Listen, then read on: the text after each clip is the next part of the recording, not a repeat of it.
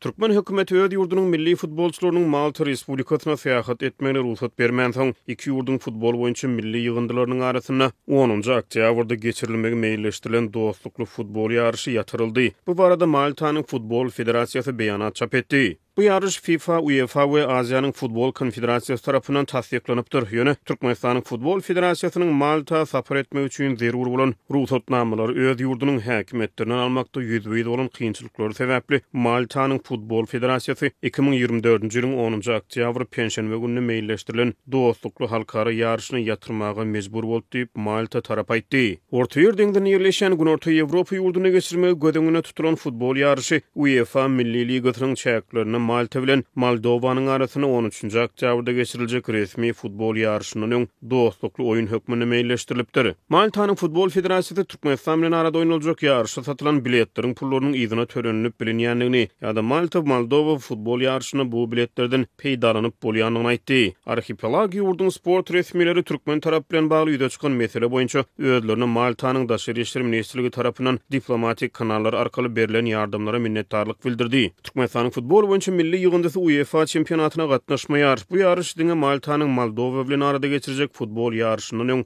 dostlukly halkara oýun hökmüne meýilleşdirilipdir. Fransiýada ýaşaýan asly Türkmenistanyň sport hünärmeni Murat Gurbanow Adatyk radiosu bilen söhbetleşdi. Milli futbolçylaryň ýurtdan çykmagyna ruhsat berilmediligini Türkmenistanyň syýasy şertleri bilen düşündirdi. Menin pikrimçe beýerde syýasy çözüp bar, syýasy netije bar. Gynansak da sport meseleler siyasattan tezgah etmekten. Türkmenistan umum hemmede siyasattan birinci meseledi. Onun sosyal ahmeti ya da sport ahmetini yani ülkelerine eğerde çünkü siyasi rejimi yapıyor. Çünkü otoriter geçip duran rejimler peýdaly bolsa onun şol ediliyor bolmasa edilen deyip Gurbanow aýtdy. Türkmenistanyň futbol boýunça milli ýygyndasy esasan arkadaky futbol toparynyň oýunçylarynyň ibaret bolup ýurdun ýokary ligasyna çykyş edýän bu topar 2023-nji ýylyň aprel aýynda Türkmenistanyň halk maslahatynyň başçy Gurbanuly Berdimuhammedow tarapyndan esaslandyryldy.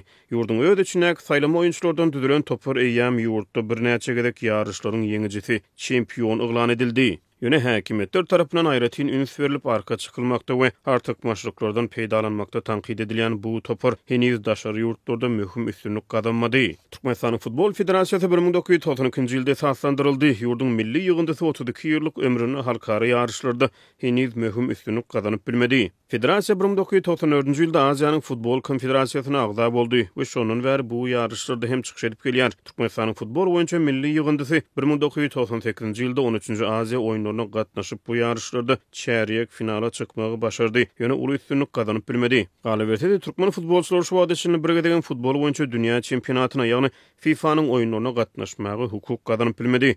Ýöne milli futbolçylar 2004-nji we 2019-njy ýyllarda Aziýanyň Futbol Konfederasiýasynyň Aziýanyň kubogy urnak ýarışlaryna gatnaşdy. Sport finçisi Murat Gurbanow Adatyk radiosu bilen söhbetleşdi. Türkmen türgörleriniň halkara ýarşlara gatnaşmaklarynyň ähmiýetini nugtady. Türkmen sport ustaları yarışlara katlaşmalı. Şu yarışlarda şu yani ustalarını götürüyor ve götürüyor şu yarışlarda. Yani birlik ustaları götürüyordan kıtrakları uğraşıyorlar. Onun için benim tapsa Türkmenistan'da ben her vakit erişmeyeli dinle siyasi meseleler göz önünde tutuluyor.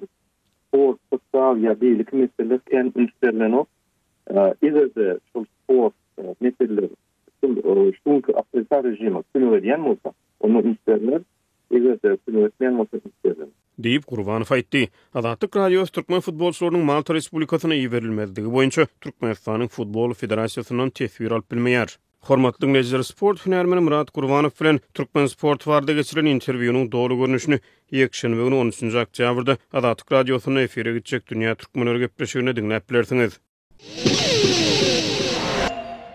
Türkmen raýatlarynyň arasynda Birleşen Ştatlarda ýaşaýyş durumyny almak isleýänleriň sany gitdigi çartýar.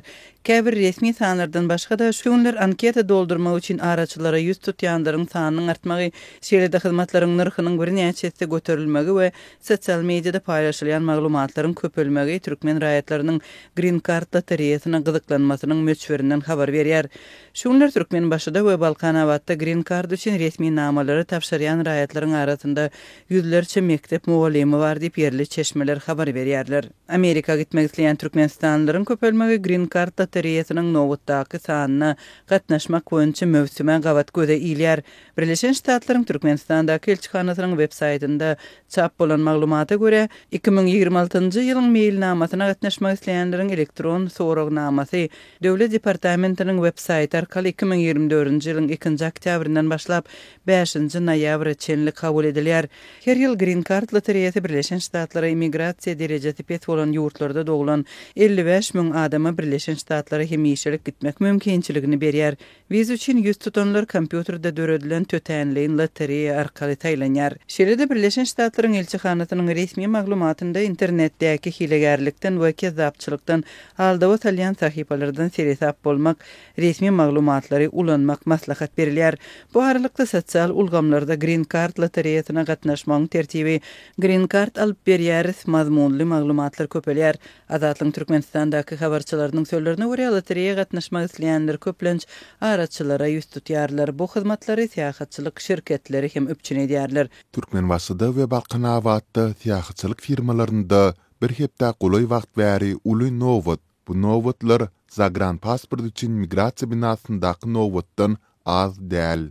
Diýip Balkanly çeşmeleriň biri gurrun berdi. Balkanda Green Card üçin resmi namalary doldurmak 2000 manada durýar. Bu Merkezi Bankyň kursu boýunça $571,5 Garabazaryň kursu boýunça 100 Amerikan dollaryna barabar. Geçen ýyl bir anketany 5 esse arzan bahadan araçylara doldurdup bolýardy. Soňky 5 ýyl bäri anketalary doldurup berýän raýatlaryň biriniň 2023-nji ýylda azatlyga gurrun bermegine görä ol bir anket üçin şonda 400 manat möçberde töleg alýardy. Ol bu tölegin 2022-nji ýylda 50 manada barabar bolanlygyny belledi. Yerli çeşmelere görä raýatlaryň araçylara yüz tutmagyna köpüsiniň ingliz dilini bilmeýänligi esasy sebäp bolýar. Aslında Green Card üçün resmi namalar mut doldurulýar. Resmi saýtda ýöne ingliz dilini gowulmaýan Balkanlar syýahatçylyk firmalary we terjime merkezlerine goşmaça pul berýärler. Diýip ýene bir çeşme gurrun berdi. Azatlyň habarçylaryna görä Green Card lotereýasyna gyzyklanma bildirýän türkmenistanlylaryň arasynda diňe iýişçilikden kösenýän raýatlar däl ise döwlet edara kärhanalarynda işleýän ýokary derejeli dürli hunärmenler köp. Türkmenistanlylaryň ençemesi özleriniň Green Card lotereýasyna gyzyklanma bildirmegine ýurtda dowam edýän ýiti ykdysady kynçylyklar bilen bir hatarda häkimetleriň syýasy, ykdysady we sosial basyşlarynyň barha artmagynyň sebäp bolýanlygyny aýtdylar. Türkmen häkimetleri daşary ýurtlara gidýän raýatlaryň sanyny we migrasiýanyň sebäplerini degişli maglumatlary çap etmeýärler. Birleşen Ştatlaryň Döwlet Departamentiniň resmi maglumatyna görä, lotereýanyň geçen ýylky netijeleri utuş gazanan türkmen raýatlarynyň sanynyň mundan 8 ýyl uzalkysy bilen deňişdirilende adyndan 14 esse artanlygyny görkezýär. Green Card lotereýasynda ýeňiş gazanan türkmenistanlylaryň sany 2016-njy ýylda 91, 2017-nji ýylda 306, 2018-nji ýylda 258, 2019-njy ýylda 515, 2020-nji ýylda 870, 2021-nji ýylda 745, 2022-nji ýylda 555 adama deň bolupdy. 2023-nji ýylda bolsa bu görkeziji 1313 adama barabar bolup, bir ýyl ozalkysyndan 2 esseden köp artdy.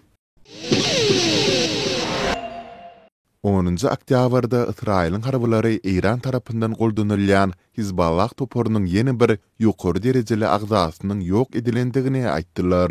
Hizballahyň Golan terrorçy tory bölüminiň agzasy Atham Jahout Siriýanyň Güney tertibine amala aşyrylan zarbada öldürildi diýip Israýlyň gorunmak güýçleri habar berdi.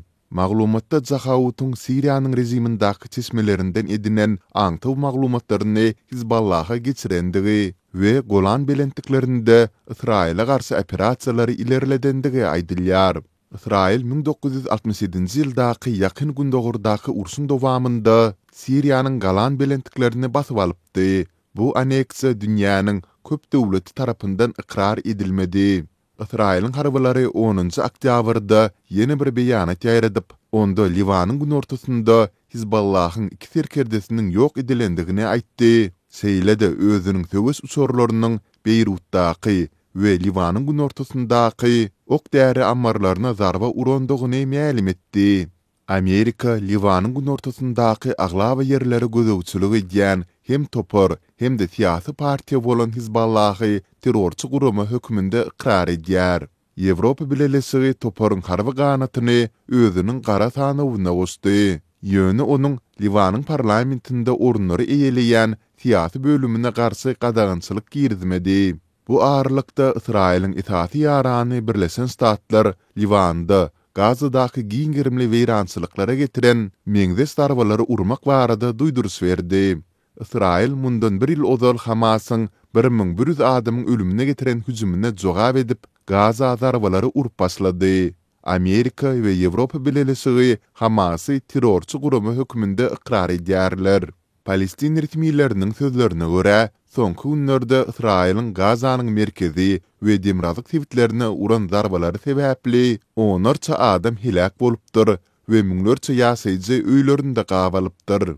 Liwanda Gaza çalym edýän we Gazadaky netijeleri döreden hiç hili harby çäre bolmaly däldir diýip 9-njy oktýabrda Döwlet Departamentiniň medeniýet wekili Matthew Miller jurnalistlere aýtdy.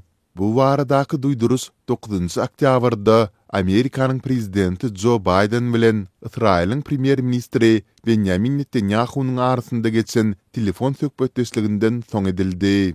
Biden serhediň iki tarapy boýunça da hem Liwanyny hem de Israilli ýaşaýjylaryň öz öýlerine dolanmagy üçin diplomatik ylalasyň zerurdygyny nyktady. Mundan başga da Biden 1-nji oktýabrda Iranyň Israile garşy amala asyran ganaty raketa hüjümini ýazgyrdy diýip Aktamyň beýanatynda aýdylýar.